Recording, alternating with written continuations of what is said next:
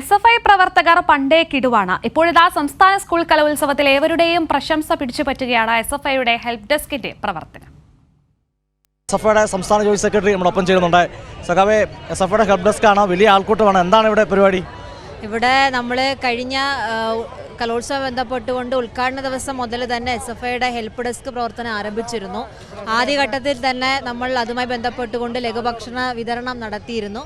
ജനപങ്കാളിത്തം വലിയ നിലയിൽ അതിൻ്റെ ഒരു സ്വീകാര്യത കൊണ്ട് നല്ല നിലയിലേക്ക് അതിൻ്റെ വിജയം ഉണ്ടാക്കാൻ വേണ്ടി കഴിഞ്ഞതിൻ്റെ അടിസ്ഥാനത്തിൽ തന്നെ കഴിഞ്ഞ 2 ദിവസമായി തന്നെ ലഘുഭക്ഷണ വിതരണം തുടർന്നുകൊണ്ടിരിക്കുകയാണ്. ഇപ്പോൾ എനിക്ക് തൊട്ടുപുറകിൽ തന്നെ SFIയുടെ സ്റ്റാളിനകത്ത് ലഘുഭക്ഷണ വിതരണം നടന്നുകൊണ്ടിരിക്കുകയാണ്.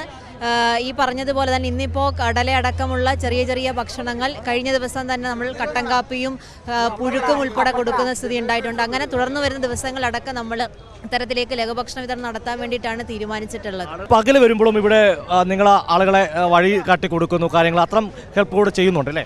അതെ, ചെയ്യുന്നുണ്ട്. കാരണം എന്ന് വെച്ചാൽ കലോത്സവ നഗരിയിൽ ഈ പറഞ്ഞതുപോലെ അധ്യാപകരും മത്സരാർത്ഥികളും അടക്കം മറ്റ് ജില്ലകളിലടക്കം വരുന്നുണ്ട്. അപ്പോൾ അവർക്ക് ഈ കൊല്ലം ജില്ലയിലെ പല സ്ഥലങ്ങളെ സംബന്ധിച്ചും കൃത്യമായിട്ടുള്ളൊരു ധാരണ ഉണ്ടാവില്ല. അപ്പോൾ അവർ നമ്മളോട് വന്ന് ചോദിക്കുമ്പോൾ കൃത്യമായി നമ്മൾ അതിനനുസരിച്ച് മറുപടി പറയുന്ന ഒരു സ്ഥിതി ഉണ്ടായിട്ടുണ്ട്. കലോത്സവ വേദി കൊടുക്കുന്നതിനകത്തും ഇതുപോലെ നിർത്തനായ ആൾക്കാരും കുട്ടികളും ഒക്കെ കാണുമല്ലോ. പിന്നെ ഉള്ളവരാണെങ്കിൽ പോലും വിശപ്പിന് ആഹാരം കൊടുക്കുന്നത് നല്ല കാര്യം തന്നെ. ക്യാമറമാൻ അയ്യപ്പ ദേവനോടൊപ്പം സുജു ടി ബാബു, കൈരളി ന്യൂസ്, കൊല്ലം.